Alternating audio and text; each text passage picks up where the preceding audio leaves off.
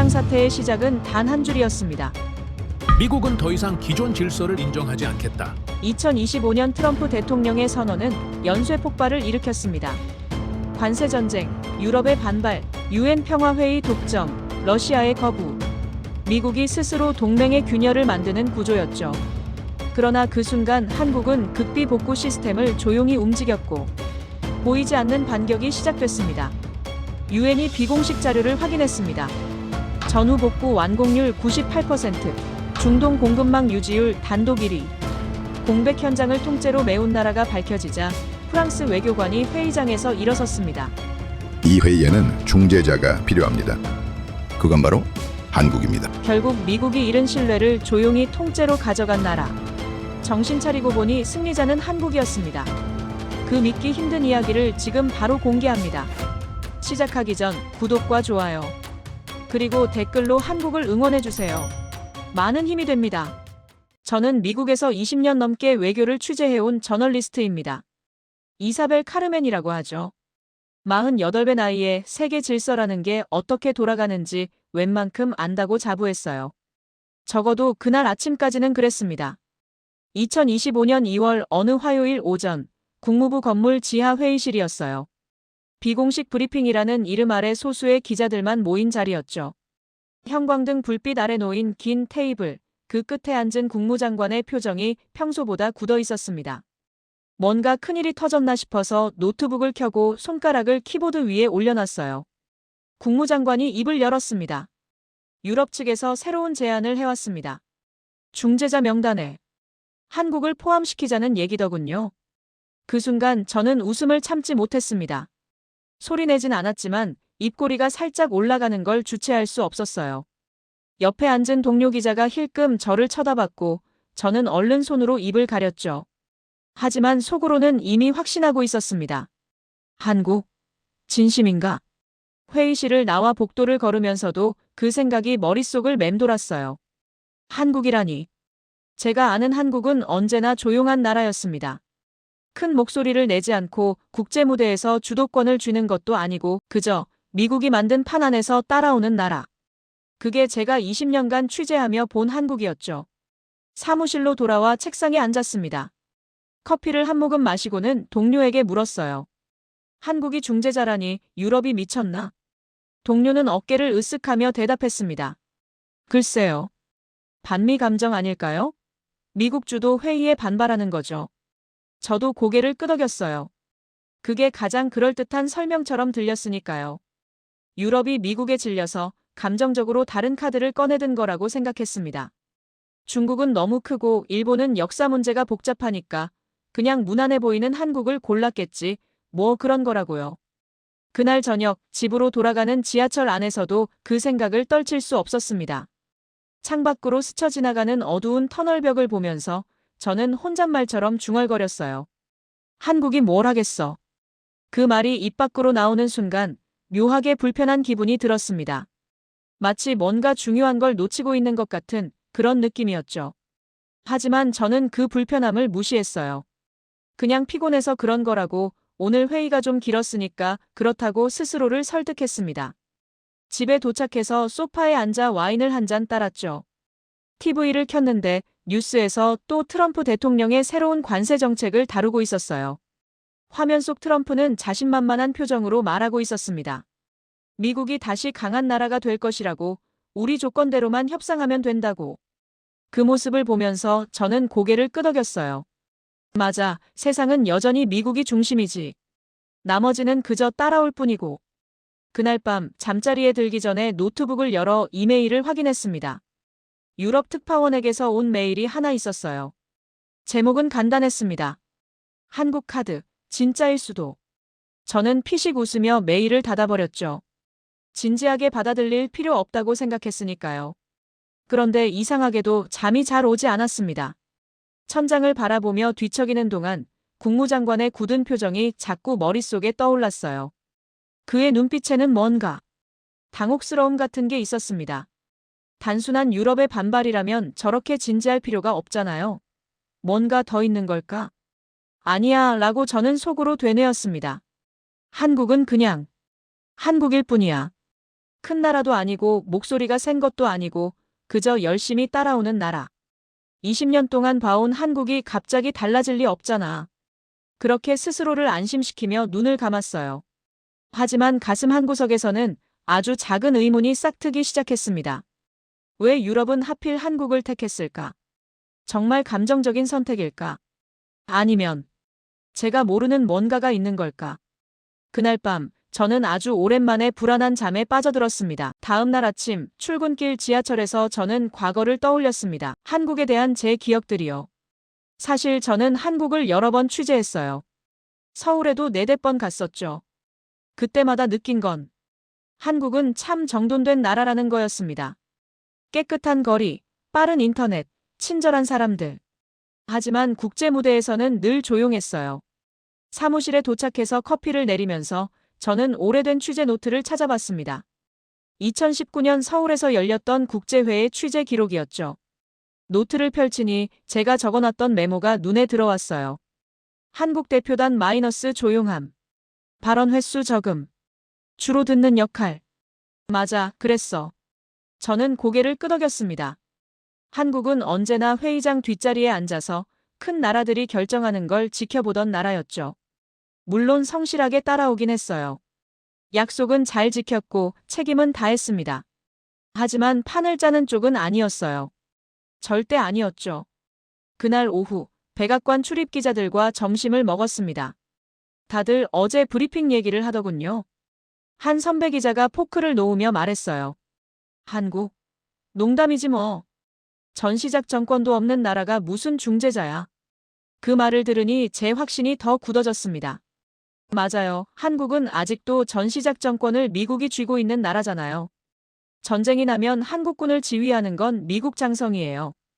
그런 나라가 어떻게 독자적인 외교 중재를 할 수 있겠어요? 말이 안 되죠. 저는 샐러드를 한 입 베어 물며 고개를 끄덕였어요. 결정권 없는 동맹국이죠. 늘 그래왔어요. 다른 기자가 웃으며 거들었습니다. 미국이 시키는 대로 하는 나라. 착하긴 한데 주도권은 없지. 그 말들이 자연스럽게 오갔어요.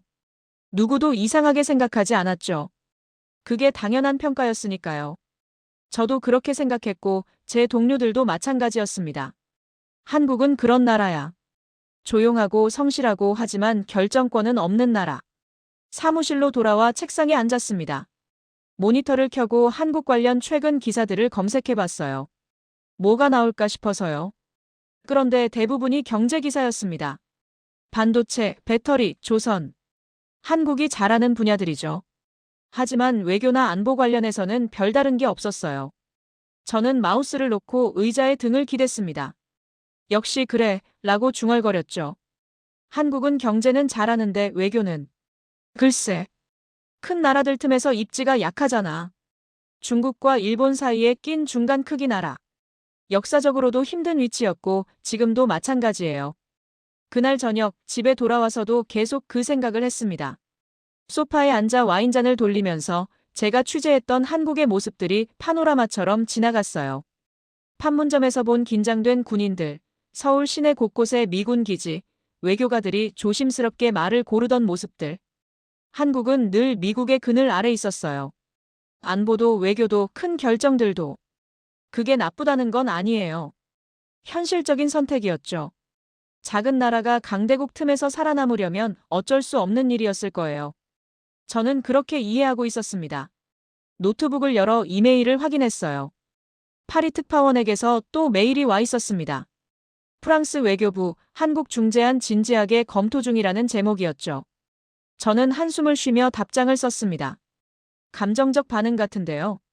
미국 반발하면 금방 무산될 겁니다. 메일을 보내고 나서 저는 와인을 한 모금 더 마셨습니다. 입안에 씁쓸한 맛이 퍼졌어요. 왠지 모르게 기분이 좋지 않았죠. 뭐가 불편한 건지 정확히 설명할 수 없었지만 가슴 어딘가가 답답했습니다. 혹시 제가 틀렸을까? 아니, 그럴 리 없어. 저는 고개를 저었어요. 20년 동안 이 일을 해왔는데 한국이 갑자기 달라질 리가 없죠. 세상이 그렇게 빨리 바뀌지 않아요. 특히 국제 질서 같은 건 더더욱 그렇습니다. 침대에 누워서도 잠이 오지 않았어요. 천장을 바라보면서 어제와 똑같은 생각을 반복했습니다. 한국은 그냥 조용한 나라야. 결정권 없는 동맹국이고 큰 나라들 뒤에서 묵묵히 따라오는 나라. 그게 전부야. 하지만 어두운 방 안에서 제 확신에는 작은 균열이 생기기 시작하고 있었습니다. 일주일이 지났습니다. 저는 베를린에 있는 독일 외교부 고문을 인터뷰하기 위해 화상통화를 연결했어요. 화면이 깜빡이다가 서서히 밝아지면서 모니터 속에 한 남자가 나타났습니다. 40대 중반쯤 되어 보이는 그는 깔끔하게 빗어넘긴 회갈색 머리에 금태 안경을 쓰고 있었죠. 안경 너머로 보이는 그의 눈빛은 날카로웠습니다. 배경으로는 베를린 외교부 청사의 하얀 벽과 독일 국기가 보였어요. 반갑습니다, 이사벨 씨. 그가 영어로 인사했습니다. 억양이 정확했죠. 저는 레코더를 켜고 노트북 옆에 놓았습니다. 준비해온 질문지를 훑어보면서 첫 질문을 던졌어요. 미국 주도 평화회의에 대해 어떻게 생각하십니까? 그는 잠시 침묵했습니다. 손가락으로 책상을 툭툭 두드리더니 조심스럽게 입을 열었어요. 솔직히 말하면 우려스럽습니다. 일방적인 접근이에요. 제 손가락이 키보드 위에서 멈췄습니다. 독일 외교 고문이 이렇게 직설적으로 미국을 비판하는 건 흔한 일이 아니었거든요. 보통은 외교적 수사로 에둘러 말하는데 이 사람은 달랐어요. 저는 좀 더 파고들기로 했습니다. 구체적으로 어떤 점이 우려스러우십니까? 미국이 제시하는 조건들이 너무 일방적이에요. 그가 안경을 벗어닦으면서 말했습니다. 관세 폭탄, 군사적 압박, 협상 테이블조차 불균형하죠. 이건 회의가 아니라 통보입니다. 저는 빠르게 타이핑했어요. 이건 좋은 기사감이었죠. 하지만 동시에 조심스러웠습니다. 너무 앞서가는 건 아닐까 하는 생각이 들었거든요. 그럼 유럽은 대안이 있습니까? 제가 물었죠. 독일 고문은 잠시 화면 밖을 바라봤습니다. 뭔가 고민하는 것 같았어요. 그리고는 저를 똑바로 쳐다보며 말했습니다. 유럽은 다른 파트너를 찾고 있습니다. 신뢰할 수 있는 중간 지점이 필요해요. 미국도 아니고 중국도 아닌 제3의 목소리가요. 저는 이미 답을 알고 있다는 듯이 물었습니다. 살짝 비꼬는 어조가 묻어났을 거예요. 한국 말씀이신가요? 네. 그의 대답은 주저함이 없었어요. 우리는 한국을 매우 진지하게 검토하고 있습니다. 그 순간 제 표정이 굳었을 거예요. 진지하게? 정말로? 저는 입술을 깨물며 다음 질문을 던졌습니다. 목소리에 회의감이 섞여 나왔죠. 실례지만 한국이 그런 역할을 할 만한 위상이 있나요? 국제 무대에서 한국의 입지는 그렇게 강하지 않은데요. 독일 고문은 화면 너머로 저를 똑바로 쳐다봤습니다. 그의 눈빛에서 뭔가 다른 감정을 읽었어요. 안쓰러움 같은 거였을까요? 아니면 당황스러움이었을까요? 그는 한숨을 쉬듯이 숨을 들이마시고는 천천히 물었습니다. 이사벨 씨, 한국을 언제 마지막으로 제대로 취재하셨습니까? 그 질문이 가슴에 박혔습니다. 저는 말문이 막혔어요. 2019년? 아니, 제대로 된 심층 취재는 언제였더라? 그때도 그냥 회의 참관하고 몇 명 인터뷰한 게 전부였잖아. 갑자기 머릿속이 하얘졌죠. 제가 더듬거렸습니다. 현장을 보셔야 합니다. 그가 차분하게 하지만 단호하게 말했어요. 숫자를 보시고 실제 결과를 보세요. 우리가 왜 한국을 주목하는지 이해하실 겁니다. 이건 감정이 아니에요. 철저한 데이터에 근거한 판단입니다. 무슨 데이터를 말씀하시는 겁니까? 저는 조금 방어적으로 물었어요. 전후 복구 프로젝트 이행률, 국제 공급망 유지 능력, 위기 상황 대응력. 모든 지표에서 한국은 다른 나라들과 다른 패턴을 보입니다. 이사벨 씨, 제가 드릴 수 있는 조언은 이거예요. 선입견을 내려놓고 직접 확인해 보세요. 통화가 끝나고 저는 한참 동안 멍하니 검은 화면을 바라봤습니다. 모니터에는 제 얼굴이 희미하게 비쳤어요. 피곤해 보이는 얼굴, 미간에 잡힌 주름. 가슴이 두근거렸습니다. 불안하면서도 묘하게 궁금했죠. 현장, 숫자, 도대체 뭘 본다는 거지? 저는 의자를 뒤로 밀고 일어나 창가로 갔습니다. 워싱턴의 겨울 하늘이 회색빛으로 물들어 있었어요. 차가운 공기가 유리창을 타고 스며드는 것 같았죠. 제 손이 떨리고 있었습니다. 그날 오후 영국 외교부 실무자와도 통화했습니다. 그녀는 런던의 사무실에서 걸어온 전화였는데 목소리가 또렷했어요. 이사벨, 프랑스가 한국 카드를 꺼낸 건 감정적인 게 아니에요. 이건 매우 계산된 선택이죠. 계산이요? 제가 되물었습니다. 어떤 계산인데요? 한국은 누구의 편도 아니거든요. 그녀가 설명했습니다. 미국의 동맹이지만 맹목적으로 따르지 않아요. 중국과도 경제 관계가 있지만 종속되지 않죠. 러시아와도 대화 채널이 있고 유럽과는 가치를 공유하고 있어요. 이게 지금 가장 중요한 자격이에요. 저는 노트에 그 말을 적으면서도 고개를 가로저었습니다. 아니야, 그건 그냥 약한 거잖아. 어느 편도 아니라는 건 결국 힘이 없다는 뜻이야. 줏대가 없다는 거 아니야? 그렇게 생각하려 했어요. 하지만 제 목소리 어딘가에 힘이 빠져 있었습니다. 그런데 한국이 정말 중재 능력이 있을까요? 제가 물었죠. 외교 경험이 많은 것도 아니고. 이사벨. 그녀가 제 말을 끊었습니다. 당신은 지금 과거의 한국을 보고 있어요. 10년 전, 20년 전의 한국을요. 지금 한국은 달라요. 우리가 보고 있는 한국과 당신이 기억하는 한국은 같은 나라가 아닙니다. 그 말이 묘하게 가슴에 와닿았어요. 저는 전화를 끊고 책상에 앉아 한참을 생각했습니다. 그날 밤 저는 책상에 앉아 유럽 언론 기사들을 찾아봤습니다. 프랑스 르몽드, 독일 슈피겔, 영국 파이낸셜 타임스. 주요 언론들이 모두 한국 얘기를 하고 있었어요. 새로운 중재자로 떠오르는 한국 마이너스 유럽이 주목하는 이유. 미국 우회하는 유럽의 선택. 한국이 키키인가? 한국 조용한 외교의 힘으로 국제 무대 중심에. 제목들이 눈에 들어왔습니다. 기사 내용을 읽어보니 모두가 구체적인 사례들을 들고 있었어요. 추상적인 얘기가 아니었습니다. 숫자와 데이터, 현장 증언들이 가득했죠. 저는 마우스를 놓고 창밖을 바라봤어요.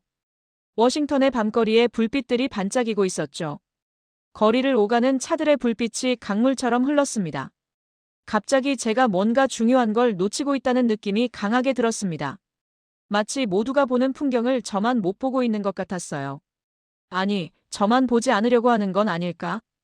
그런 생각이 스쳤습니다. 왜 저는 한국이 달라졌다는 걸 인정하고 싶지 않은 걸까? 20년 동안 쌓아온 제 판단이 틀렸다는 걸 인정하기 싫은 걸까?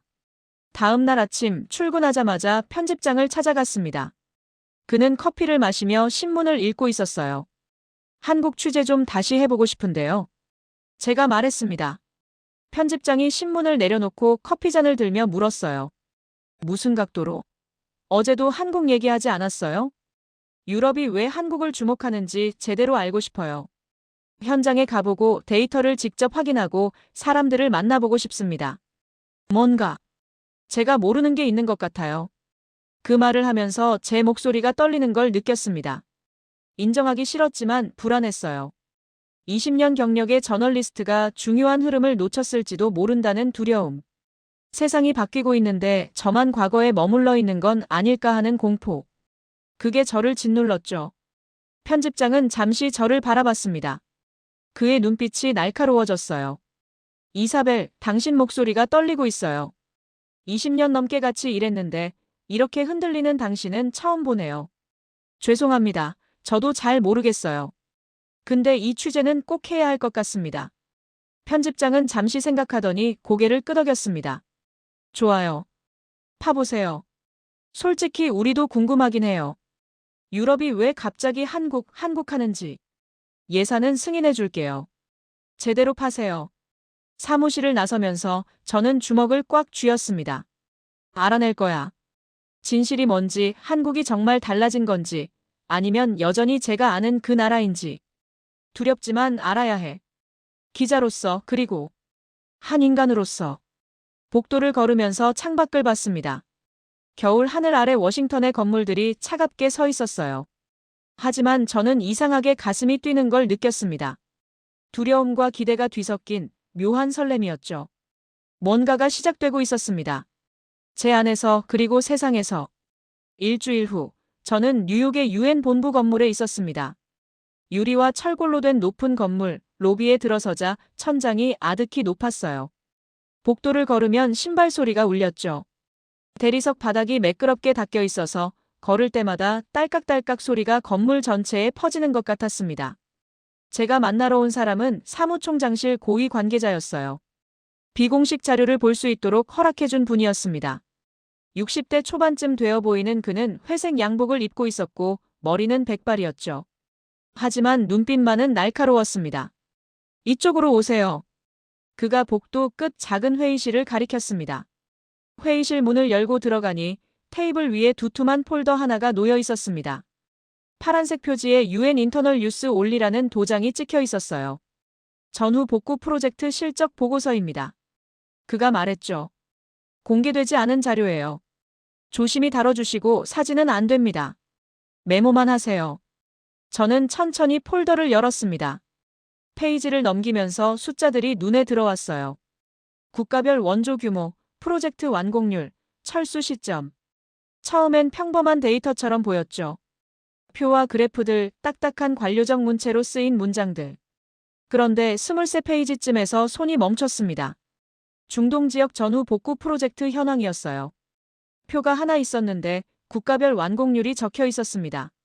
미국 기업 마이너스 완공률 47%, 중도 철수 6건, 프랑스 마이너스 52%, 중도 철수 4건, 영국 마이너스 61%, 중도 철수 2건, 독일 마이너스 73%, 중도 철수 1건, 그리고 맨 아래에 한국 마이너스 완공률 98%, 중도 철수 0건. 저는 숫자를 다시 봤습니다. 98%? 진짜로? 그것도 중도 철수가 단 한 건도 없다고. 제 심장이 빠르게 뛰기 시작했어요. 이게 실수가 아닐까 싶어서 다른 페이지를 넘겼습니다. 세부 항목이 나왔어요. 아프가니스탄 서부 지역 병원 건설 프로젝트 마이너스 한국. 예정보다 2개월 빠른 완공. 예산 대비 95%만 사용. 이라크 북부 도로 복구 프로젝트 마이너스 한국. 예산 내 완료. 품질 검사 1등급. 시리아 국경지대 학교 재건 마이너스 한국. 추가 시설 포함 완공. 교사 숙소 및 도서관 무상 추가. 페이지마다 같은 패턴이 반복됐습니다. 한국. 예정보다 빠르게 예산 내에서 품질은 우수하게. 저는 숨이 막히는 것 같았어요. 이거 확실한 겁니까? 제가 떨리는 목소리로 물었어요. 실수나 과장은 없나요? 관계자는 고개를 끄덕였습니다. 그의 표정은 진지했어요. 현장에서 직접 확인한 데이터예요. 구테우스 사무총장도 이 보고서를 보고 놀라셨죠. 실제로 특별회의를 소집해서 한국의 사례를 분석하기도 했습니다. 저는 의자에 기댄 채 천장을 올려다봤습니다. 머릿속이 복잡했어요. 98%. 다른 나라들이 절반도 못 끝낸 프로젝트를 한국은 거의 완벽하게 마무리했다는 거잖아요. 어떻게 이런 일이 가능하지? 왜 이 자료가 공개 안 됐습니까? 제가 물었죠. 이 정도 성과면 충분히 홍보할 만한데요. 한국이 원하지 않았어요. 그가 조용히 말했습니다. 유엔이 공식 발표하려고 했는데 한국 측에서 정중하게 거절했죠. 홍보는 필요 없다. 그냥 일만 하겠다고 했습니다. 그 말에 뭔가 가슴 한구석이 뭉클했습니다. 홍보도 안 하고 이 정도 성과를 내놓고도 그냥 묵묵히 일만 했다고. 제가 알던 한국의 모습과는 너무 달랐어요. 아니, 어쩌면 제가 몰랐던 진짜 모습이 이거였는지도 모르죠. 저는 다른 페이지를 넘겼습니다. 현장 책임자들의 평가 보고서가 나왔어요. 여러 NGO와 국제기구 관계자들의 코멘트가 실려 있었죠. 중동 어느 NGO 책임자의 코멘트가 눈에 띄었습니다. 한국팀은 말이 없었다. 회의 때도 조용했고 언론 인터뷰도 거절했다. 다른 나라 팀들이 기자회견을 하고 사진을 찍을 때 한국팀은 현장에 있었다. 비가 오나 눈이 오나 위험 지역이든 아니든 상관없이. 안전 경고가 발령됐을 때도 최소 인원을 남겨두고 일을 계속했다. 그들은 그저 일을 끝냈다. 그것도 완벽하게. 저는 그 문장을 몇 번이나 다시 읽었습니다. 말이 없었다. 조용했다. 그게 약점이 아니었어요. 그게 바로 한국의 방식이었던 거죠. 떠들지 않고 과시하지 않고 그냥 해내는 것. 다음 페이지에는 또 다른 증언이 있었어요. 아프리카 한 나라의 정부 관계자 평가였습니다. 다른 나라들은 수도에 큰 건물을 짓고 싶어 했다. 사진발이 나니까. 하지만 한국은 달랐다. 그들은 가장 외진 시골 마을에 갔다. 언론이 오지 않는 곳, 아무도 관심 없는 곳. 거기서 병원을 짓고 학교를 짓고 우물을 팠다. 완공하고도 떠나지 않았다. 6개월 동안 남아서 현지인들을 교육했다. 장비 사용법, 유지 보수 방법, 운영 시스템. 그들이 떠날 때쯤 그 마을은 스스로 돌아갈 수 있었다.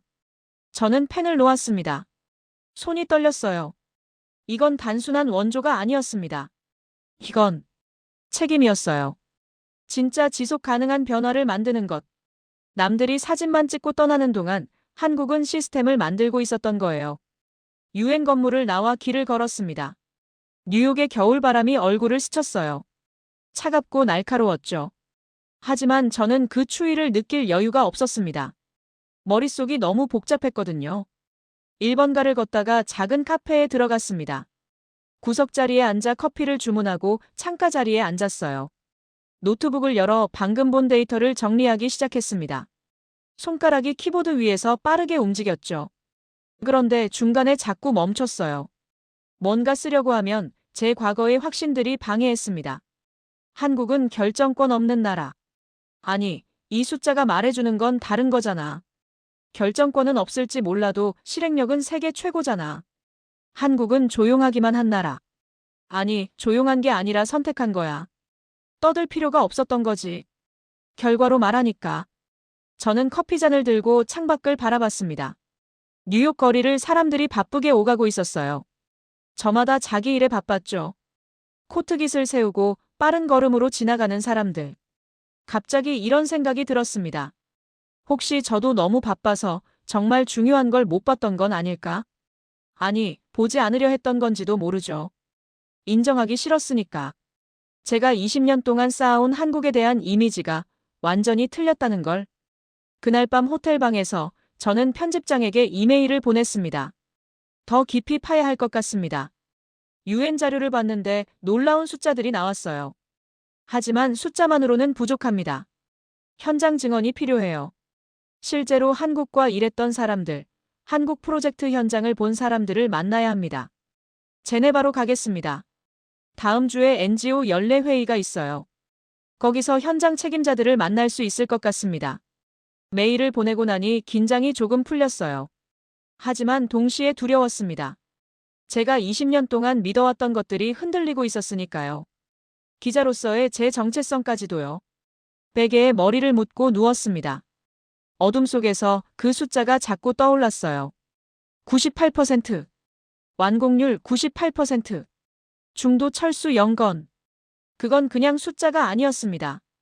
그건 약속을 지킨다는 거였어요. 끝까지 책임진다는 거였죠. 말이 아니라 행동으로 증명한다는 거였습니다. 그리고 그게 제가 20년 동안 못 봤던 한국의 진짜 모습이었어요. 창밖으로 뉴욕의 밤 풍경이 보였습니다. 수많은 건물의 불빛들이 반짝이고 있었죠. 저는 그 불빛들을 바라보면서 생각했습니다. 혹시 한국도 저렇게 조용히 빛나고 있었던 건 아닐까? 제가 보지 못했을 뿐. 그날 밤 저는 오랜만에 깊은 잠에 빠져들었습니다. 꿈을 꿨어요. 어두운 마을에 불이 켜지는 꿈. 누군가 말없이 촛불을 나눠주고 하나씩 불이 켜지는 꿈. 그 촛불을 나눠주는 사람들의 얼굴은 보이지 않았습니다. 하지만 왠지 알 것 같았어요. 그들이 누구인지. 일주일 후, 저는 뉴욕의 유엔 본부 건물에 있었습니다. 유리와 철골로 된 높은 건물, 로비에 들어서자 천장이 아득히 높았어요. 복도를 걸으면 신발 소리가 울렸죠. 대리석 바닥이 매끄럽게 닦여 있어서 걸을 때마다 딸깍딸깍 소리가 건물 전체에 퍼지는 것 같았습니다. 제가 만나러 온 사람은 사무총장실 고위 관계자였어요. 비공식 자료를 볼 수 있도록 허락해준 분이었습니다. 60대 초반쯤 되어 보이는 그는 회색 양복을 입고 있었고 머리는 백발이었죠. 하지만 눈빛만은 날카로웠습니다. 이쪽으로 오세요. 그가 복도 끝 작은 회의실을 가리켰습니다. 회의실 문을 열고 들어가니 테이블 위에 두툼한 폴더 하나가 놓여 있었습니다. 파란색 표지에 UN 인터널 유스 올리라는 도장이 찍혀 있었어요. 전후 복구 프로젝트 실적 보고서입니다. 그가 말했죠. 공개되지 않은 자료예요. 조심히 다뤄주시고 사진은 안 됩니다. 메모만 하세요. 저는 천천히 폴더를 열었습니다. 페이지를 넘기면서 숫자들이 눈에 들어왔어요. 국가별 원조 규모, 프로젝트 완공률, 철수 시점. 처음엔 평범한 데이터처럼 보였죠. 표와 그래프들, 딱딱한 관료적 문체로 쓰인 문장들. 그런데 23페이지쯤에서 손이 멈췄습니다. 중동 지역 전후 복구 프로젝트 현황이었어요. 표가 하나 있었는데 국가별 완공률이 적혀 있었습니다.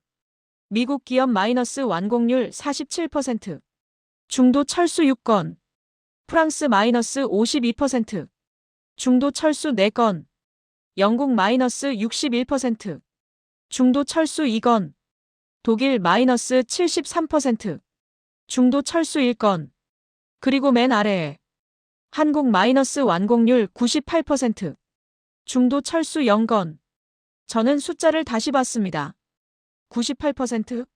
진짜로? 그것도 중도 철수가 단 한 건도 없다고. 제 심장이 빠르게 뛰기 시작했어요. 이게 실수가 아닐까 싶어서 다른 페이지를 넘겼습니다. 세부 항목이 나왔어요.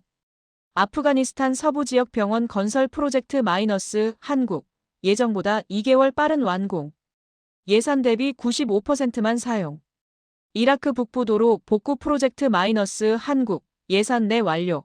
품질 검사 1등급. 시리아 국경지대 학교 재건 마이너스 한국, 추가 시설 포함 완공. 교사 숙소 및 도서관 무상 추가.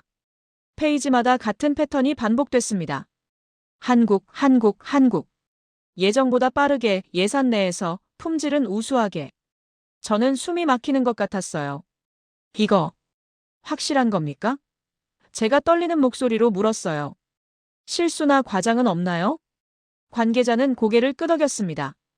그의 표정은 진지했어요. 현장에서 직접 확인한 데이터예요. 구테흐스 사무총장도 이 보고서를 보고 놀라셨죠. 실제로 특별회의를 소집해서 한국의 사례를 분석하기도 했습니다. 저는 의자에 기댄 채 천장을 올려다봤습니다. 머릿속이 복잡했어요. 98%. 다른 나라들이 절반도 못 끝낸 프로젝트를 한국은 거의 완벽하게 마무리했다는 거잖아요. 어떻게 이런 일이 가능하지? 왜 이 자료가 공개 안 됐습니까? 제가 물었죠. 이 정도 성과면 충분히 홍보할 만한데요. 한국이 원하지 않았어요. 그가 조용히 말했습니다. 유엔이 공식 발표하려고 했는데 한국 측에서 정중하게 거절했죠. 홍보는 필요 없다. 그냥 일만 하겠다고 했습니다. 그 말에 뭔가 가슴 한구석이 뭉클했습니다. 홍보도 안 하고 이 정도 성과를 내놓고도 그냥 묵묵히 일만 했다고. 제가 알던 한국의 모습과는 너무 달랐어요. 아니, 어쩌면 제가 몰랐던 진짜 모습이 이거였는지도 모르죠. 저는 다른 페이지를 넘겼습니다.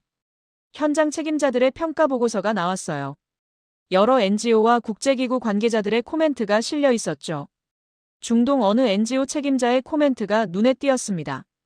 한국팀은 말이 없었다. 회의 때도 조용했고 언론 인터뷰도 거절했다. 다른 나라 팀들이 기자회견을 하고 사진을 찍을 때 한국팀은 현장에 있었다. 비가 오나 눈이 오나 위험 지역이든 아니든 상관없이. 안전 경고가 발령됐을 때도 최소 인원을 남겨두고 일을 계속했다. 그들은 그저 일을 끝냈다. 그것도 완벽하게. 저는 그 문장을 몇 번이나 다시 읽었습니다. 말이 없었다. 조용했다. 그게 약점이 아니었어요. 그게 바로 한국의 방식이었던 거죠. 떠들지 않고 과시하지 않고 그냥 해내는 것. 다음 페이지에는 또 다른 증언이 있었어요. 아프리카 한 나라의 정부 관계자 평가였습니다. 다른 나라들은 수도에 큰 건물을 짓고 싶어 했다. 사진발이 나니까. 하지만 한국은 달랐다. 그들은 가장 외진 시골 마을에 갔다. 언론이 오지 않는 곳, 아무도 관심 없는 곳. 거기서 병원을 짓고 학교를 짓고 우물을 팠다. 완공하고도 떠나지 않았다. 6개월 동안 남아서 현지인들을 교육했다. 장비 사용법, 유지 보수 방법, 운영 시스템. 그들이 떠날 때쯤 그 마을은 스스로 돌아갈 수 있었다. 저는 펜을 놓았습니다. 손이 떨렸어요. 이건 단순한 원조가 아니었습니다. 이건 책임이었어요. 진짜 지속 가능한 변화를 만드는 것. 남들이 사진만 찍고 떠나는 동안 한국은 시스템을 만들고 있었던 거예요. 유엔 건물을 나와 길을 걸었습니다. 뉴욕의 겨울바람이 얼굴을 스쳤어요. 차갑고 날카로웠죠.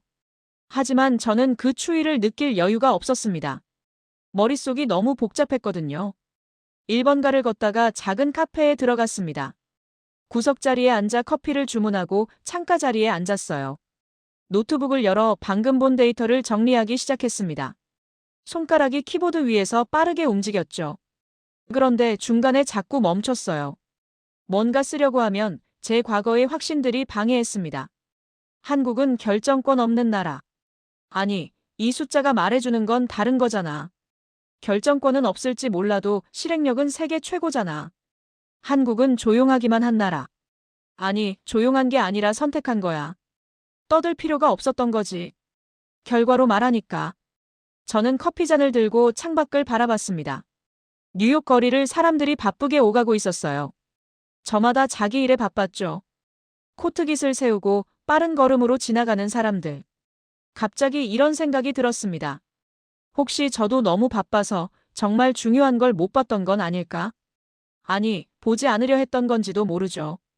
인정하기 싫었으니까. 제가 20년 동안 쌓아온 한국에 대한 이미지가 완전히 틀렸다는 걸. 그날 밤 호텔방에서 저는 편집장에게 이메일을 보냈습니다. 더 깊이 파야 할 것 같습니다. UN 자료를 봤는데 놀라운 숫자들이 나왔어요. 하지만 숫자만으로는 부족합니다. 현장 증언이 필요해요. 실제로 한국과 일했던 사람들, 한국 프로젝트 현장을 본 사람들을 만나야 합니다. 제네바로 가겠습니다. 다음 주에 NGO 연례 회의가 있어요. 거기서 현장 책임자들을 만날 수 있을 것 같습니다. 메일을 보내고 나니 긴장이 조금 풀렸어요. 하지만 동시에 두려웠습니다. 제가 20년 동안 믿어왔던 것들이 흔들리고 있었으니까요. 기자로서의 제 정체성까지도요. 베개에 머리를 묻고 누웠습니다. 어둠 속에서 그 숫자가 자꾸 떠올랐어요. 98%. 완공률 98%. 중도 철수 0건. 그건 그냥 숫자가 아니었습니다. 그건 약속을 지킨다는 거였어요. 끝까지 책임진다는 거였죠. 말이 아니라 행동으로 증명한다는 거였습니다. 그리고 그게 제가 20년 동안 못 봤던 한국의 진짜 모습이었어요. 창밖으로 뉴욕의 밤 풍경이 보였습니다. 수많은 건물의 불빛들이 반짝이고 있었죠. 저는 그 불빛들을 바라보면서 생각했습니다. 혹시 한국도 저렇게 조용히 빛나고 있었던 건 아닐까? 제가 보지 못했을 뿐. 그날 밤 저는 오랜만에 깊은 잠에 빠져들었습니다. 꿈을 꿨어요. 어두운 마을에 불이 켜지는 꿈. 누군가 말없이 촛불을 나눠주고 하나씩 하나씩 불이 켜지는 꿈. 그 촛불을 나눠주는 사람들의 얼굴은 보이지 않았습니다. 하지만 왠지 알 것 같았어요. 그들이 누구인지. 3주 후 저는 제네바에 있었습니다. 스위스의 차가운 공기가 폐를 채웠어요. 숨을 쉴 때마다 목구멍이 시렸습니다. 국제 NGO 연례 회의가 열리는 호텔 로비는 사람들로 붐볐어요. 여러 언어가 뒤섞여 웅성거렸고 명찰을 단 사람들이 악수를 나누고 있었죠. 저는 로비 한쪽 소파에서 중동에서 온 현장 책임자를 기다리고 있었습니다. 50대 초반쯤 돼 보이는 남자였는데 약속 시간에 정확히 나타났어요. 베이지색 재킷을 입고 있었고 얼굴에는 세월의 흔적이 깊게 새겨져 있었죠. 햇볕에 그을린 피부, 주름진 이마 하지만 눈빛만은 또렷했습니다. 이사벨 씨죠? 그가 악수를 청했습니다. 손이 거칠었어요. 현장에서 오래 일한 사람의 손이었죠. 우리는 호텔 근처 조용한 카페로 자리를 옮겼습니다. 창밖으로 레만 호수가 보이는 곳이었어요. 겨울 햇살이 호수 위를 비추고 있었죠. 한국 팀에 대해 얘기해 주실 수 있나요? 제가 레코더를 켜며 물었습니다. 그는 커피를 한 모금 마시고 천천히 입을 열었어요. 멀리 호수를 바라보면서요. 처음엔 저도 의아했습니다. 한국 팀이 왔을 때 말이죠. 그가 말했습니다. 2022년 여름이었어요. 이라크 북부 지역 전쟁으로 완전히 파괴된 마을이었죠. 다른 나라들은 대규모 팀의 화려한 장비를 가져왔는데 한국은 소규모였어요. 15명 정도. 장비도 많지 않았고요. 조용했죠. 첫인상은 어땠습니까? 제가 물었어요. 솔직히 실망했습니다. 그가 쓴웃음을 지었습니다. 이렇게 적은 인원으로 뭘 하겠나 싶었죠. 병원을 지어야 하는데 대규모 건설 프로젝트인데 미국 팀은 60명이 왔고 프랑스는 40명이 왔거든요. 저는 고개를 끄덕이며 메모했습니다. 그래서 어떻게 됐습니까? 3개월 후에 깨달았어요. 그의 눈빛이 달라졌습니다. 아니, 정확히는 3개월하고 2주 후였죠. 다른 팀들이 안전 문제로 철수할 때였습니다. 무장단체의 위협이 있었거든요. 미국 팀이 제일 먼저 철수했고 프랑스, 독일 순으로 따라 나갔어요. 한국은요? 남아 있었어요. 그가 단호하게 말했습니다. 팀 리더가 저한테 왔어요. 조용히요. 위험 평가를 다시 하겠습니다라고 했죠. 이틀 동안 현지 상황을 분석하더니 인원을 5명으로 줄이고 핵심 작업만 계속하겠다고 했어요. 저는 숨을 깊이 들이마셨습니다. 그의 말투에서 뭔가 진심이 느껴졌거든요. 위험하지 않았나요? 물론 위험했죠. 하지만 한국팀은 달랐어요. 그들은 무모하지 않았습니다. 철저히 계획하고 현지인들과 소통하고 위험을 관리했어요. 그러면서도 일은 멈추지 않았죠. 그는 커피를 다시 마시고 계속 말했습니다. 사진 찍는 사람도 없었어요. 언론 인터뷰도 안 했고요. 다른 나라 팀들은 뭔가 조금만 진전이 있어도 기자회견을 했는데 한국은 저는 왜 그러냐고 물었죠. 그들이 뭐라고 했는지 아세요? 제가 고개를 저었습니다. 팀 리더가 이렇게 말했어요. 일이 끝나면 사진 찍어도 늦지 않습니다. 지금은 일할 시간입니다. 그리고 정말로 끝냈습니다. 6개월 만에 병원을 완공했어요. 다른 팀들이 1년 넘게 걸릴 거라고 했던 프로젝트를요. 그 말에 뭔가 가슴이 먹먹해졌어요. 저는 노트에 그 문장을 천천히 적었습니다.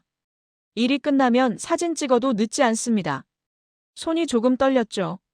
그것도 놀라운 건 그가 계속했습니다. 품질이었어요. 다른 곳에서 지은 건물들은 솔직히 문제가 많았죠. 1년 후에 벽이 갈라지고 설비가 고장나고. 하지만 한국이 지은 병원은 3년이 지난 지금도 멀쩡해요. 게다가 그들은 6개월 동안 현지 직원들을 교육했어요. 의료장비 사용법, 건물 유지 보수, 행정 시스템까지. 저는 레코더가 제대로 작동하는지 확인했습니다. 이 증언은 너무 중요했거든요. 다음 날 아프리카에서 온 외교관을 만났습니다. 60대 초반의 여성이었는데 우아하면서도 강인한 인상이었어요. 회색 정장을 입고 있었고 목에는 아프리카 전통 문양의 스카프를 두르고 있었죠. 우리는 호텔 라운지에 앉아 얘기를 나눴습니다. 한국이 우리나라에서 한 일을 아십니까? 그녀가 물었어요. 목소리에 감정이 실려 있었습니다. 말씀해 주세요. 저는 전방 자세로 기울였습니다. 우간다 북부 지역입니다.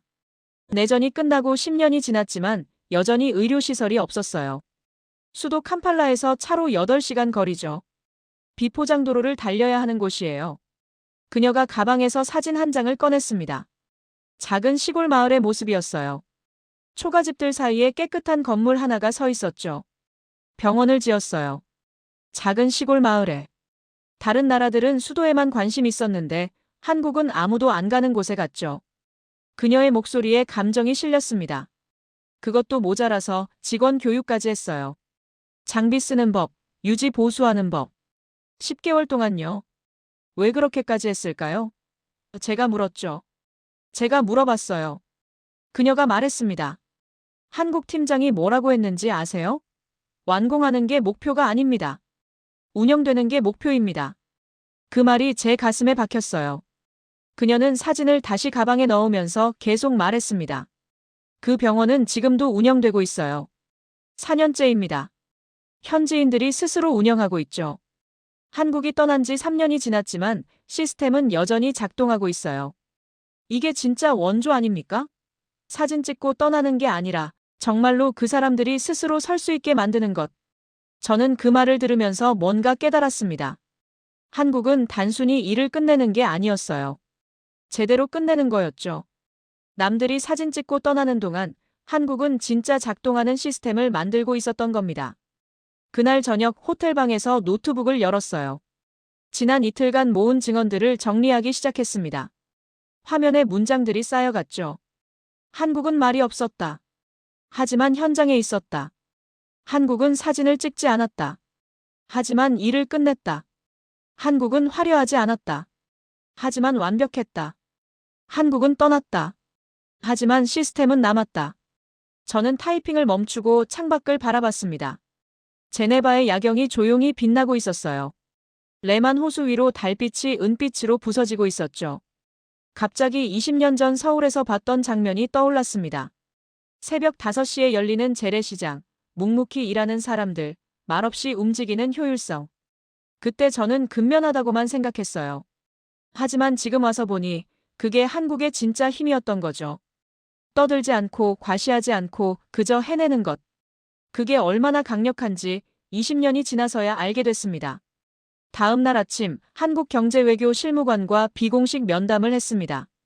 30대 중반쯤 되어 보이는 조용한 남자였어요. 네이비 블레이저에 회색 바지를 입고 있었고 안경을 쓰고 있었죠. 우리는 호텔 근처 작은 카페에서 만났습니다. 왜 홍보를 안 하십니까? 제가 직설적으로 물었어요. 이 정도 성과면 충분히 알릴 만한데요. 국제 무대에서 한국의 위상도 높아질 텐데. 그는 잠시 커피를 저으며 생각하더니 조용히 말했습니다. 홍보는 신뢰를 만들지 않습니다. 결과가 신뢰를 만들죠. 그 한 문장이 제 머릿속을 강타했습니다. 결과가 신뢰를 만든다. 그래서 한국은 조용히 일만 한 거였어요. 말로 신뢰를 구걸하는 대신 행동으로 증명한 거죠. 그럼 왜 어려운 곳만 가십니까? 제가 물었습니다. 수도에 큰 건물 짓는 게 훨씬 효율적일 텐데요. 효율과 효과는 다릅니다. 그가 대답했어요. 수도에 큰 건물 하나 짓는 것보다 시골 마을 5곳에 작은 병원을 짓는 게 더 많은 사람을 살립니다. 홍보 효과는 적지만 실제 효과는 큽니다. 저는 그 말을 노트에 적으면서 고개를 끄덕였습니다. 이 사람들은 정말로 다른 기준으로 움직이고 있었어요. 마지막 질문입니다. 제가 말했죠. 한국이 이렇게 할 수 있는 이유가 뭡니까? 그는 잠시 창밖을 바라봤습니다. 제네바 거리를 사람들이 지나가고 있었어요. 우리도 받았으니까요. 그가 조용히 말했습니다. 60년 전 한국도 원조를 받았습니다. 전쟁으로 폐허가 됐을 때 세계가 도와줬죠. 그때 우리는 배웠어요. 진짜 도움이 뭔지. 일회성 지원이 아니라 스스로 설 수 있게 만드는 것. 그래서 우리도 같은 방식으로 돕습니다. 그 말을 듣는 순간 눈물이 날 것 같았습니다. 저는 급히 커피를 마시며 감정을 숨겼어요. 카페를 나와 길을 걸으면서 제 가슴이 두근거렸습니다. 뭔가 거대한 진실 앞에 서 있는 것 같았어요. 제가 20년 동안 본 한국은 잘못 본 게 아니라 제대로 보지 않았던 거였습니다. 그날 밤 호텔방에서 저는 오래 잠들지 못했습니다. 천장을 바라보며 계속 생각했어요. 조용하다는 게 약한 게 아니었어요. 조용한 건 말이 필요 없을 만큼 확신이 있다는 뜻이었습니다. 한국은 세상에 증명할 게 없었어요. 이미 증명했으니까. 그냥 해낼 뿐이었죠. 묵묵히 끝까지. 창밖으로 제네바의 밤 풍경이 보였습니다. 고요하고 평화로웠어요. 저는 그 고요함 속에서 한국의 목소리를 들었습니다. 말하지 않는 목소리. 하지만 가장 강력한 목소리. 1월 중순. 저는 다시 워싱턴으로 돌아왔습니다. 국무부 건물 12층 회의실, 긴급 브리핑이었어요. 중동 위기가 심화되고 있다는 소식 때문이었죠. 저는 다른 기자들과 함께 앞줄에 앉았습니다. 회의실은 긴장감으로 가득 차 있었어요. 국무장관이 단상에 올랐어요. 그의 얼굴은 전에 없이 피곤해 보였습니다. 눈 밑에 다크서클이 짙었고 넥타이도 평소보다 헐렁하게 맺어 있었죠. 중동 정세가 급격히 악화되고 있습니다. 그가 무거운 목소리로 말했죠. 호르무즈 해협과 홍해 항로에 대한 위협이 심각한 수준으로 증가했고 여러 국가의 선박들이 운항을 중단했습니다. 글로벌 공급망에 심각한 차질이 예상됩니다. 제 옆에 앉은 기자가 손을 들었어요. 어느 나라들이 철수했습니까? 구체적으로 알려주실 수 있나요? 국무장관이 서류를 넘기며 대답했습니다. 독일, 프랑스, 네덜란드. 유럽 주요국들이 상당수 철수를 결정했습니다. 미국도 민간 선박 운항을 상당 부분 제한하고 있고요. 현재 정부 차원에서 해군 호위를 검토 중이지만 비용과 안전 문제로. 저는 노트에 빠르게 받아 적었어요. 그런데 갑자기 이상한 생각이 들었습니다. 한국은 어떻게 됐지? 지난 몇 주간 제가 알게 된 한국이라면. 저는 손을 들었죠. 한국은요? 한국 선박은 어떻게 됐습니까? 국무장관이 잠시 멈칫했습니다. 그리고는 옆에 있던 참모에게 눈짓했죠. 참모가 귀에 대고 속삭이듯 뭔가 말했고 국무장관이 고개를 끄덕였어요. 그의 표정이 묘하게 변했습니다. 한국 선박은 운항을 유지하고 있습니다. 회의실이 순간 조용해졌습니다. 저는 귀를 의심했어요. 운항을 유지한다고? 지금 이 위험한 상황에서? 다른 기자들도 웅성거리기 시작했죠. 어떻게 가능합니까? 다른 기자가 물었습니다. 안전 문제는 어떻게 해결했나요? 국무장관이 서류를 다시 보더니 답했어요. 한국은 독자적인 위험 관리 시스템을 운영하고 있는 것으로 파악됩니다. 구체적인 내용은 파악 중입니다. 브리핑이 끝나고 저는 국무부 관계자 한 명을 복도에서 붙잡았습니다. 30대 후반쯤 되어 보이는 여성이었는데 제가 자주 취재하던 소스였어요. 한국 선박 얘기 좀 더 해주실 수 있나요? 제가 낮은 목소리로 물었습니다. 그녀는 주변을 둘러보고는 저를 복도 구석으로 이끌었어요. 그리고는 더 낮은 목소리로 말했습니다. 공식적으로는 말할 수 없는데요, 솔직히. 공급망이 무너지지 않는 이유가 한국 때문입니다. 다들 빠졌는데 한국만 항로를 유지하고 있어요. 그것도 단순히 버티는 게 아니라 정시 운항을 하고 있다고요. 정시 운항이요? 저는 놀라서 되물었습니다. 네. 다른 나라들이 일주일, 열흘씩 지연되거나 아예 취소하는데 한국 선박은 스케줄대로 움직이고 있어요. 어떻게 하는 건지는 저희도 파악하려고 하는데 위험하지 않습니까? 당연히 위험하죠. 하지만 한국은 뭐랄까 시스템이 다르더군요. 위험을 관리하는 방식이. 저희가 파악한 바로는 실시간 위험평가 시스템을 자체 개발해서 쓰고 있고 현지 네트워크를 활용해서 정보를 수집하고 항로를 유동적으로 조정하면서도 최종 목적지와 시간은 지키는 거예요. 저는 그 말을 들으면서 전율이 느껴졌습니다. 이건 단순히 용감한 게 아니었어요. 이건 능력이었습니다. 그날 오후 내내 저는 취재했습니다. 물류 전문가들, 해운 업계 관계자들, 국제무역 담당자들. 누구를 만나도 같은 얘기를 했어요. 한 해운 분석가는 이렇게 말했습니다. 한국 선박은 멈추지 않아요. 팬데믹 때도, 지역 분쟁 때도, 경제 위기 때도. 저는 20년 넘게 이 업계에 있었는데 한국만큼 안정적인 나라를 본 적이 없어요. 그들은 어떻게든 길을 찾아요. 국제 물류 컨설턴트는 더 구체적으로 설명했습니다. 한국의 강점은 유연성이에요. 다른 나라들은 플래너가 안 되면 포기하는데 한국은 플랜 B, C, D까지 가요. 그것도 엄청 빨리 전환하죠. 위기 대응 속도가 평균 24시간인데 한국은 6시간이에요. 이 차이가 결정적이죠.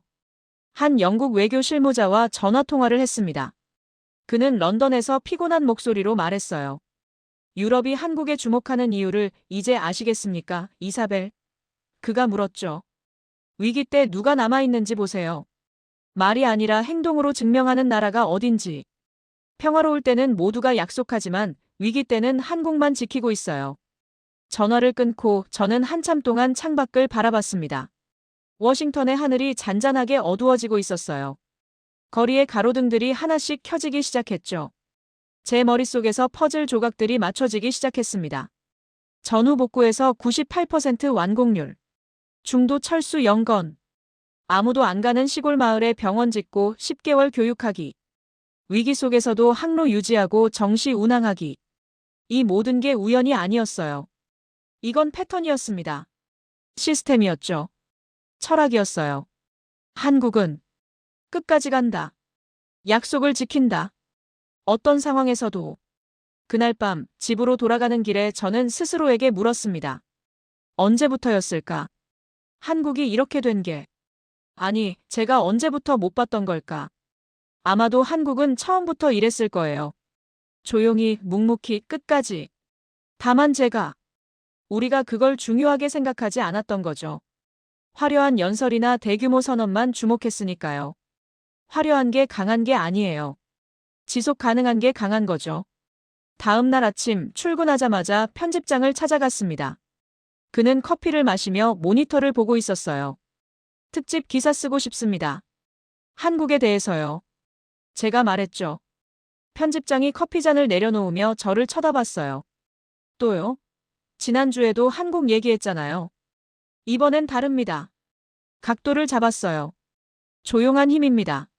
세상이 떠들 때 일하는 나라, 위기 때 남아있는 나라. 약속을 지키는 나라. 한국의 진짜 모습을 보여주고 싶어요. 제 목소리가 떨렸습니다. 감정이 실렸죠. 편집장은 잠시 저를 보더니 고개를 끄덕였어요. 좋아요. 써보세요. 근데 이사벨, 당신 정말 달라졌네요. 네. 예전엔 냉소적이었는데 지금은 확신에 차 있어요. 아니, 확신이라기보다는 감동. 그런 게 느껴져요. 맞는 말이었습니다. 저는 변하고 있었어요. 진실을 보기 시작했으니까요. 그리고 그 진실이 제가 생각했던 것보다 훨씬 아름다웠으니까요. 사무실로 돌아와 책상에 앉았습니다. 노트북을 켜고 문서를 열었어요. 커서가 깜빡이는 빈 화면. 저는 손가락을 키보드에 올렸습니다. 그리고 썼습니다. 한국은 강해서 조용한 나라가 아니다. 조용했기 때문에 강해진 나라다. 말하지 않고 증명하고 약속하지 않고 지키고 떠나지 않고 끝까지 간다. 위기 속에서도 관심 밖에서도 카메라가 없어도 그것이 한국의 힘이다. 문장을 쓰면서 눈물이 났습니다. 왜 우는지 정확히 알 수 없었어요. 부끄러움이었을까요? 감동이었을까요? 아니면 깨달음의 무게였을까요? 아마 셋 다였을 거예요. 창밖으로 워싱턴의 겨울 하늘이 보였습니다. 구름 사이로 햇살이 새어나오고 있었어요. 저는 그 빛을 바라보면서 생각했습니다. 한국도 저렇구나. 조용히 하지만 확실하게 빛나는구나. 일주일 후 같은 회의실에 다시 모였습니다. 이번엔 분위기가 달랐어요. 긴장은 있었지만 적대감은 줄어든 것 같았죠. 무엇보다 한국 대표단이 있었습니다. 오전 9시 한국 수석 외교대표가 회의실에 들어왔습니다. 50대 초반쯤 되어 보이는 남자였는데 네이비색 정장을 입고 있었어요. 키는 중간 정도, 체격도 보통이었죠. 표정은 차분했고 걸음걸이는 침착했습니다. 화려하지 않았어요. 하지만 뭔가 단단한 느낌이 있었습니다. 흔들리지 않는 중심 같은 거요. 저는 카메라 뷰파인더를 통해 그를 지켜봤습니다. 그가 자리에 앉을 때 프랑스 차관이 일어나 악수를 청했어요. 한국 대표는 조용히 악수에 응했습니다. 러시아 대표도 고개를 숙였죠. 독일, 영국, 일본. 차례로 존중의 표시를 보냈습니다. 트럼프는 단상에서 지켜보고 있었어요. 그의 표정이 복잡해 보였습니다. 10시 정각, 트럼프가 회의를 시작했습니다. 한국 대표를 환영합니다. 중재 역할을 맡아주셔서 감사하고요. 오늘 우리는 실질적인 합의를 도출하기를 바랍니다. 한국 대표가 천천히 일어났습니다. 마이크 앞으로 걸어갔죠. 회의실이 조용해졌어요. 모든 시선이 그에게 집중됐습니다. 카메라 플래시가 터졌고요. 저도 숨을 죽였어요. 그는 마이크 앞에 섰습니다. 잠시 회의실을 둘러봤어요. 그리고는 입을 열었습니다. 지금 이 자리에 필요한 건 소리가 아니라 운영력입니다. 그게 전부였어요. 단 한 문장. 그는 다시 자리로 돌아가 앉았습니다. 저는 멍하니 화면을 바라봤죠. 운영력? 단 한 문장. 이게 끝이라고. 회의실이 순간 어색하게 조용해졌습니다. 사람들이 서로를 쳐다봤어요. 뭐지? 하는 표정들이었죠. 하지만 저는 알았습니다. 이게 한국이구나. 길게 말하지 않는 것. 핵심만 전달하는 것. 그런데 이상하게도 그 짧은 문장이 회의실 공기를 바꿔놓았습니다. 무거웠던 분위기가 조금씩 가벼워지는 것 같았어요. 독일 대표가 천천히 고개를 끄덕였습니다. 입가에 작은 미소가 번졌어요. 영국 대표도 마찬가지였죠. 프랑스 차관은 메모를 하고 있었습니다. 심지어 트럼프도 잠시 생각하는 표정을 지었어요. 소리가 아니라 운영력. 그 말이 회의실을 돌았습니다. 그리고 사람들의 표정이 변하기 시작했죠. 첫 안건이 올라왔습니다. 관세 조정 문제였어요. 미국과 유럽이 첨예하게 대립하던 이슈였죠. 논의가 시작되자 또 목소리가 높아지기 시작했습니다. 한국 대표가 조용히 손을 들었어요. 말씀 중 죄송합니다. 질문이 있습니다. 트럼프가 그를 보았습니다. 미국이 원하는 것은 무엇입니까? 명확히 말씀해 주십시오. 공정한 무역입니다. 유럽이 원하는 것은 무엇입니까? 프랑스 차관이 답했습니다. 상호 존중입니다. 한국 대표가 고개를 끄덕였습니다. 그렇다면 이렇게 정리할 수 있겠습니다. 미국은 무역 불균형 해소를 원하고 유럽은 일방적 압박을 원하지 않는다. 이 두 가지가 양립 가능한 방법을 찾으면 됩니다. 너무나 간단한 정리였어요. 하지만 그 순간 회의실 분위기가 변했습니다. 독일 대표가 말했습니다. 그렇게 보니 우리가 싸울 이유가 없네요. 목표가 다른 게 아니라 방법에 대한 의견 차이였던 거죠. 한국 대표가 계속했습니다. 어안과 비안의 절충이 가능합니다. 미국이 요구하는 관세율의 70%를 3년에 걸쳐 단계적으로 시행하되 유럽은 동시에 비관세 장벽을 완화합니다. 이렇게 하면 양측 모두 목표를 달성할 수 있습니다. 트럼프가 참모들과 속삭였습니다. 프랑스 차관도 동료들과 의논했죠. 그리고 둘 다 고개를 끄덕였습니다. 저는 타이핑하는 손을 멈췄어요. 믿을 수 없었습니다. 몇 시간 동안 싸우던 문제가 3분 만에 해결됐어요. 그 후 3시간 동안 회의는 놀랍도록 순조롭게 진행됐습니다. 각국이 제시하는 안건들을 한국 대표가 정리했어요. 길게 말하지 않았습니다. 핵심만 짚었죠. 이 부분은 즉시 합의 가능합니다. 이 부분은 3개월 시범 운영 후 재논의가 현실적입니다.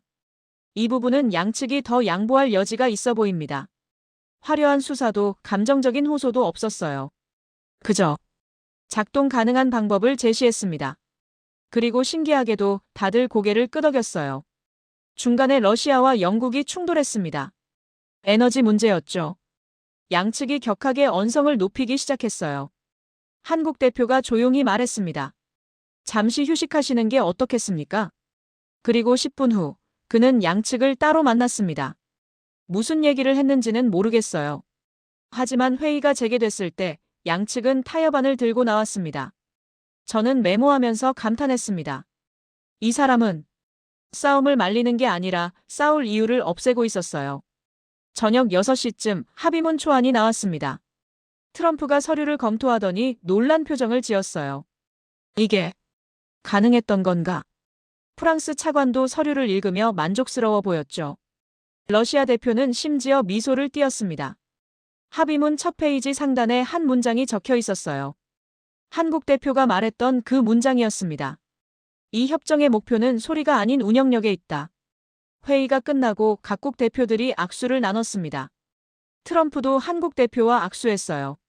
처음으로 진심 어린 미소를 지으면서요. 당신, 대단하군요.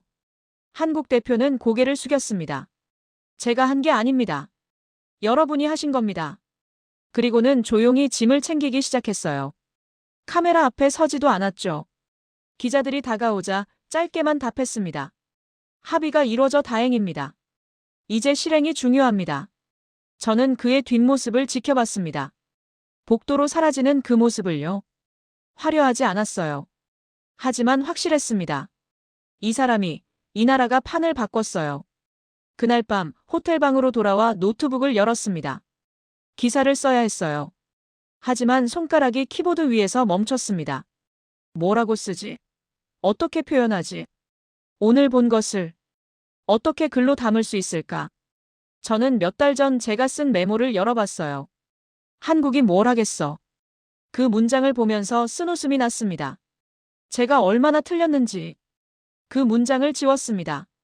그리고 새로 썼어요. 한국은 강해서 조용한 나라가 아니다. 조용했기 때문에 강해진 나라다. 그 한 줄을 쓰고 나니 눈물이 났습니다. 왜 우는지 정확히 설명할 수 없었어요. 부끄러움이었을까요? 감동이었을까요? 아니면 깨달음의 무게였을까요? 저는 20년 동안 세계를 취재하면서 힘이 뭔지 안다고 생각했습니다. 큰 소리, 강한 군대, 화려한 외교. 그게 힘이라고 믿었죠. 하지만 한국이 보여준 건 달랐어요. 말하지 않고 증명하는 힘. 나서지 않고 신뢰를 쌓는 힘. 과시하지 않고 완성하는 힘. 그게 진짜 힘이었습니다. 기사를 계속 썼습니다.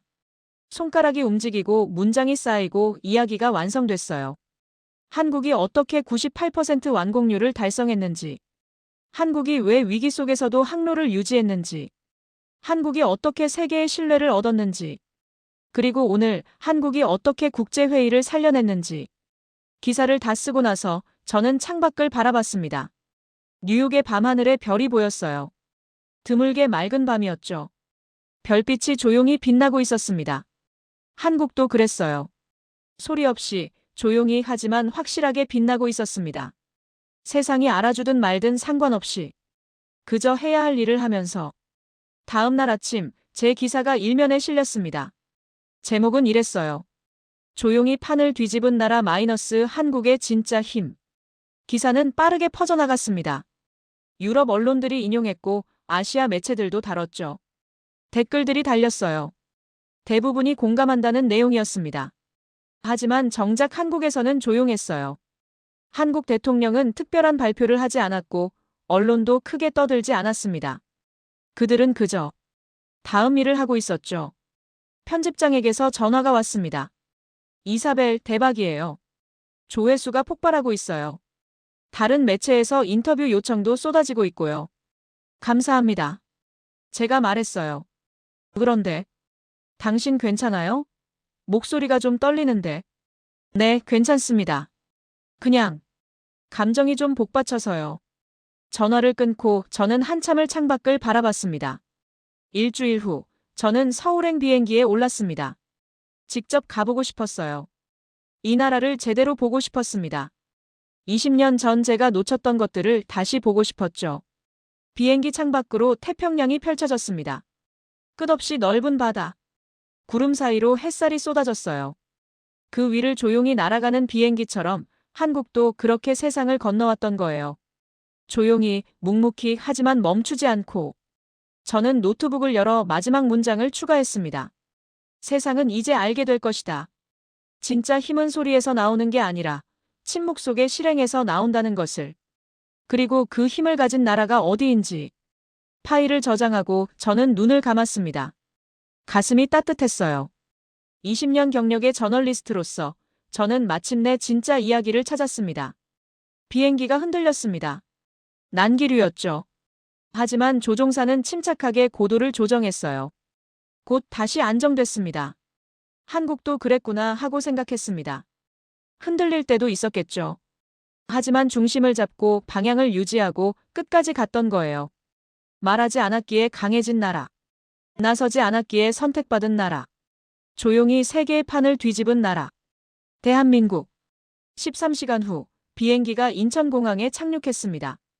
바퀴가 활주로에 닿는 순간 저는 미소를 지었어요. 드디어 왔구나. 제대로 보러.